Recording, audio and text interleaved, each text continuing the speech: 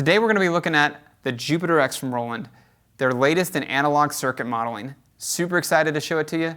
Stick around.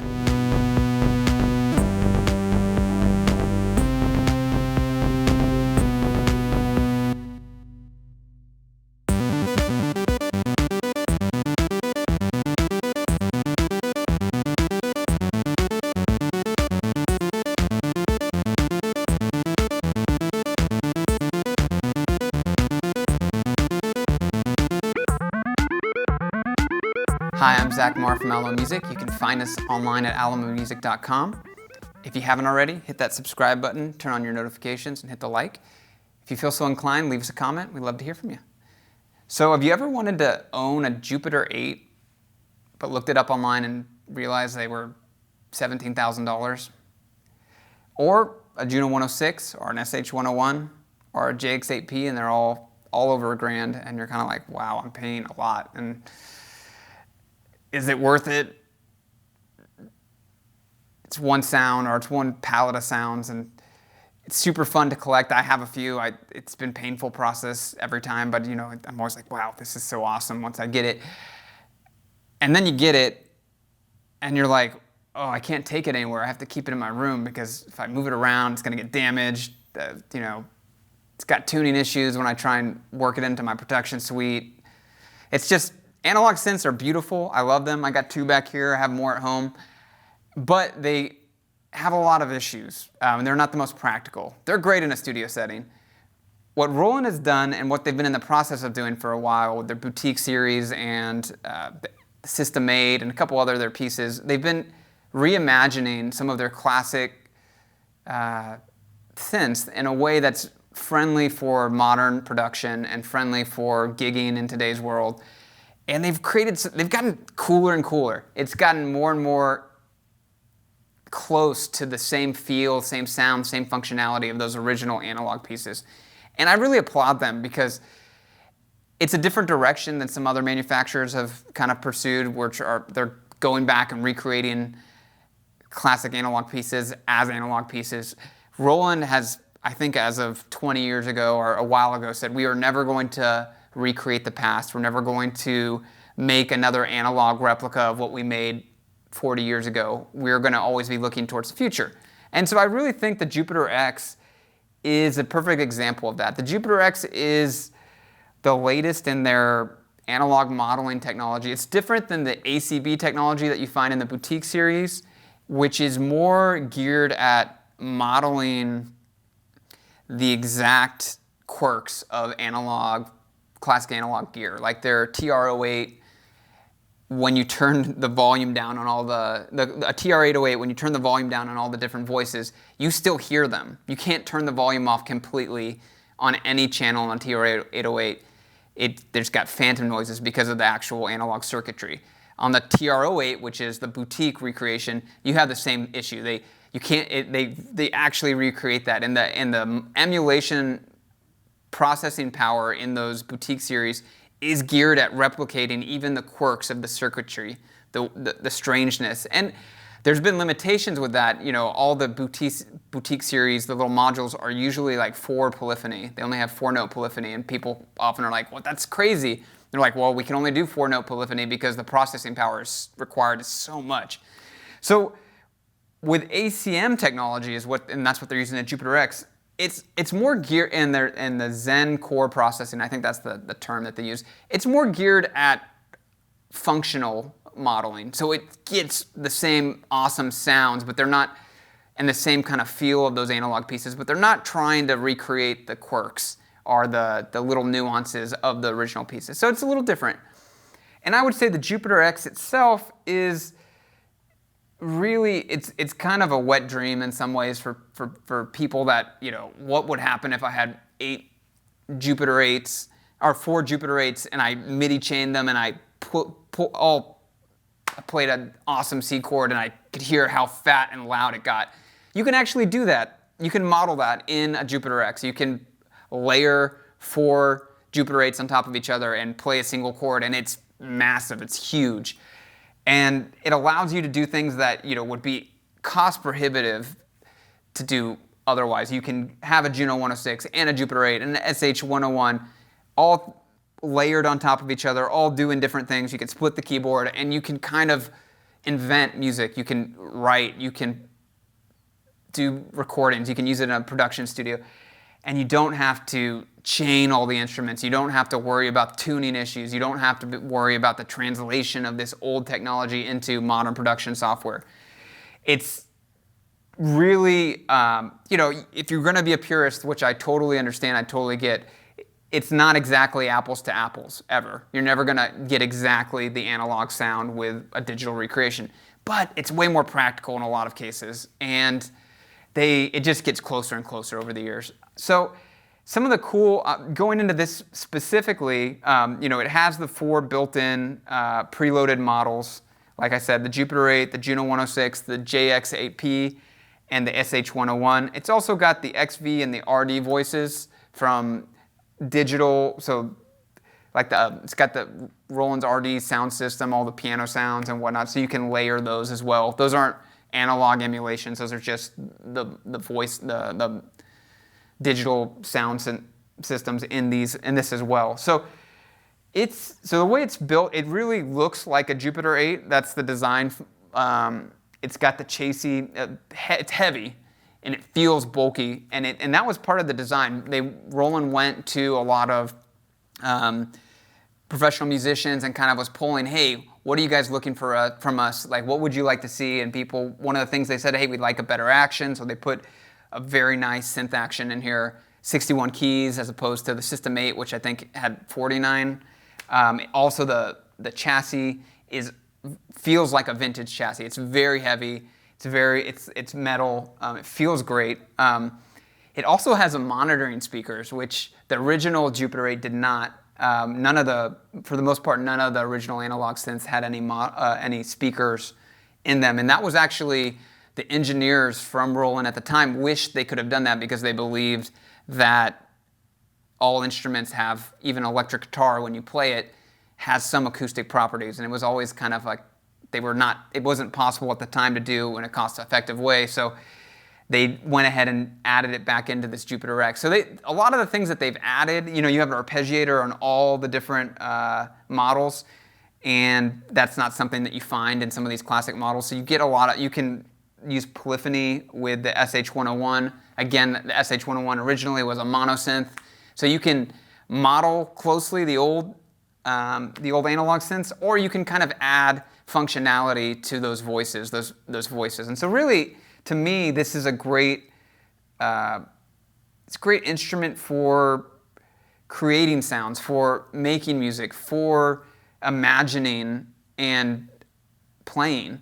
Really, it's a really fun board to play with. One thing that I love about Roland products is how fun so much of them are. And even the vintage ones, they just had this element of intuitiveness. It wasn't too intuitive, but it was intuitive enough that you really would vibe with the interface and the analog controls and the sound palette of the instrument. And what I really love about the Jupiter X is it really stays true to that tradition. There's a lot of kind of knobs to fiddle with different parameters, and it's fun. It's not overly tedious, and some boards are a little overly complicated. It's complicated, and there's parts of it that I still have not dived deep into, but you can have a lot of fun just off the bat, plugging it in, fiddling around. It's a lot of fun. So the arpeggiator, I have to say something about arpeggiators. I think the arpeggiator is what originally drew me to Roland products in the first place. The first synth I ever purchased was a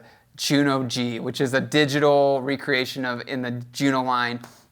And what I loved about it at the time was its arpeggiator, and it wasn't that common of a feature in a lot of digital synths at the time.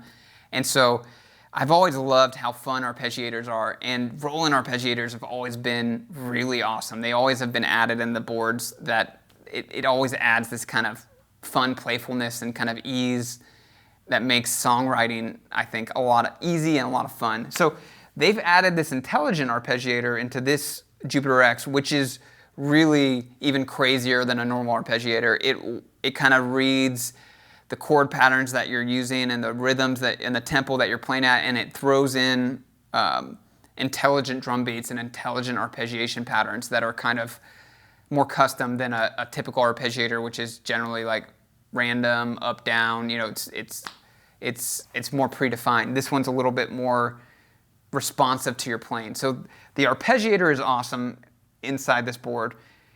The LFO, it's an LFO. They do a great job of recreating it from the old boards. They do a great, it's a good recreation. They have the oscillators as well.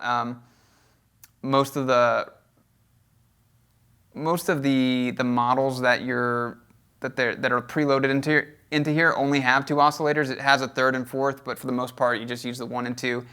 On the ones that didn't have multiple oscillators, these knobs function as kind of bringing in the, like on the SH-101, you had like the triangle and I think it's I have it over there. You have the sub oscillator, the triangle, the sawtooth, all that.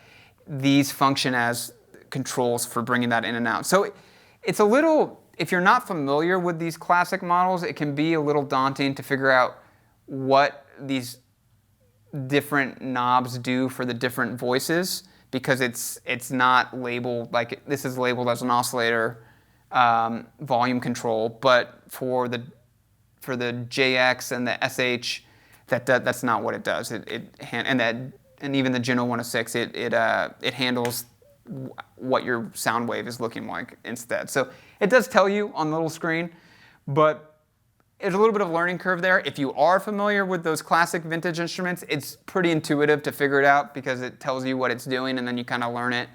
And so it can be a little bit of a learning curve. If you know it, it's not too bad. Another cool feature is they have all the classic patches from these instruments loaded in. So each instrument has, I think, like 100-something patches, and including the original patches that preloaded with those classic vintage synths, which can sometimes be hard to find and hard to recreate. So there's a whole bunch of patches that are already preloaded, including the original ones. It also has onboard effects, so you can add delay, chorus, all sorts of different things. It does do modeling for like the Juno 106 original choruses, but it also has delay and reverb built in and drive, which were not in the original analog synths. So you get digital effects built in. And one other thing that's interesting is that it has aftertouch, which a lot of people love aftertouch in analog synths. So the JXAP has a great aftertouch, but it always breaks. So if you ever buy a JXP used, the aftertouch is not working for the most part unless you go get it serviced, and that's going to cost you money. And it also tends to go out. So it's cool that you can get a JXAP here with aftertouch, and you don't have to worry about servicing it. It's nice. You just don't have to worry about it. Another great pro of a Jupiter X, the emulation, is you don't have to worry about tuning issues or voicing issues. You know, the Juno 106 is notorious for the voice cards going out and having to get serviced after 20, 30 years. You almost always have to get it serviced. As well as the JXAP, the notes you start having notes drop out and you got to get that serviced. You don't have to deal with any of that maintenance in the Jupiter X. And so it really is a practical board for a studio, practical board for playing live, and practical board for songwriting too. If you're like, well, I don't want to MIDI chain all this stuff and make sure it's all plugged in correctly, you can kind of brainstorm and paint musically with this instrument and really get inspired. So enough talking. I'm going to go in and demo some of the different features in the board, some of the different sounds. We're going to try in the future to do an A-B comparison with the Jupiter X and the SH-101 and the Jupiter X and the JXAP, as well as the Juno 106, and if we can get our hands on one, a Jupiter 8 comparison, which would be awesome. But that's kind of the board in a summary, and I hope you enjoy the playing. I really hope you get to check one out. Highly recommended product. There's also a little brother called the Jupiter XFM. Awesome board. We've done a review on that already. But I hope you enjoyed me telling you about this. If you have any questions, leave a comment below, and let's hear it.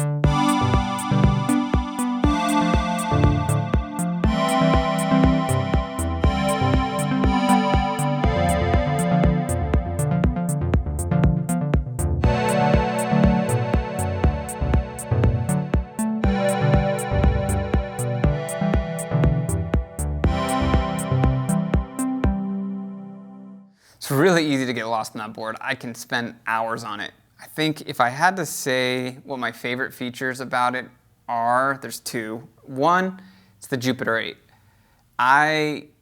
Jupiter 8s are so damn expensive. They're like 17 grand now to get one used. And so it's really nice to have a good emulation of it at your fingertips.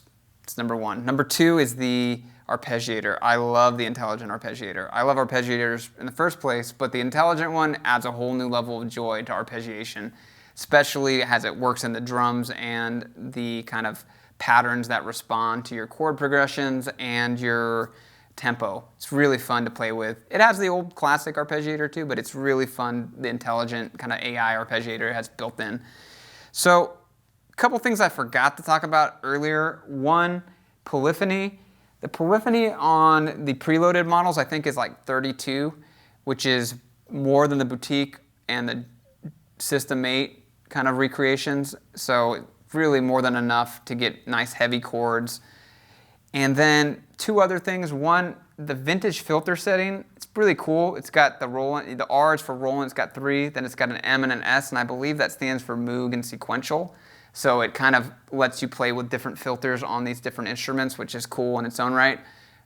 The original analogs, it only has the whatever is built into it. So that, and then the third thing was I forgot. What was the third thing? Third thing was, it has an emulation setting for temperature heat in the room, and so because original analog synths were very susceptible to heat changes, you can change the heat setting. You can have it, I think, monitor the room, or you can kind of dial it in as a setting, and it kind of changes the tuning and the character, as well as age. So you can say, hey, this is a 100-year-old synth, or this is a 40-year-old synth, and it models that out. So it kind of gives it different character. So very cool emulation settings that kind of create some of the quirks of the originals if you want. You can also kind of just turn it off and make it clean. I'm sure I left something out, and I'm sure someone will correct me, so please leave a comment if I did. Otherwise, hit subscribe, and we might correct it ourselves in the future. You can see more videos from us, or visit our website at alamomusic.com, and you can read about the product specs there. Or if you want, you can chat with us on our website as well. If you have any questions, just throw us a chat, and we'll respond there. So thanks for listening. I hope to hear from you soon, and I hope you have a great day.